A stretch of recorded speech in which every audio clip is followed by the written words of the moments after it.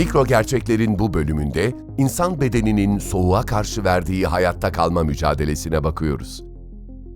Soğuk, insan vücudu için sadece bir rahatsızlık değil, doğrudan bir tehdittir. Çünkü vücut ısısı belirli bir seviyenin altına düştüğünde hayati organlar düzgün çalışamaz ve sistemler sırayla yavaşlamaya başlar. Vücut soğuğu algıladığı anda hayati bir savunma moduna geçer. İlk tepki kan damarlarının daralmasıdır.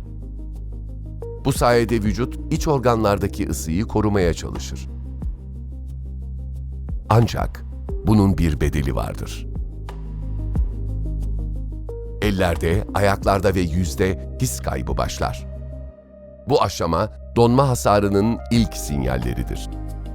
Eksi 40 derecenin altında açıkta kalan deri dakikalar içinde zarar görmeye başlar. Çünkü hücrelerin içindeki su kristalleşir. Bu kristaller hücre duvarlarını parçalar. Hücre yapısı bozulduğu için doku kendini onaramaz hale gelir. Bu süreç geri döndürülemez hasarlara yol açabilir. İleri vakalarda doku kaybı ve amputasyon gerekebilir.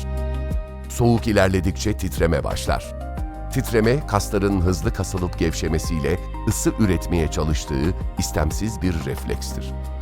Titreme, vücudun kendi kendine ısı üretme çabasıdır. Ancak bu mekanizma uzun süre sürdürülemez. Çünkü bu süreç yüksek miktarda enerji tüketir ve vücudun rezervlerini hızla azaltır. Enerji tükendiğinde vücut savunmayı bırakmaya başlar. Bu aşamada hipotermi gelişir ve vücut ısısı tehlikeli seviyelere düşer. Bu noktada bilinç bulanıklaşır. Kişi yönünü kaybedebilir, konuşma bozulabilir ve karar verme yetisi ciddi şekilde azalır. Soğuk, kişiye yanıltıcı bir sıcaklık hissi verebilir. Bu durum paradoksal soyunma olarak bilinir ve kişi ölümcül şekilde kıyafetlerini çıkarabilir. Bu his, hayati hatalara yol açabilir.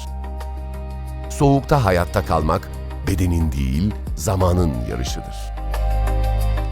Çünkü dış koşullar değişmediği sürece vücudun dayanma süresi sınırlıdır. Mikro gerçekler bazen en temel ihtiyaçlarda saklıdır.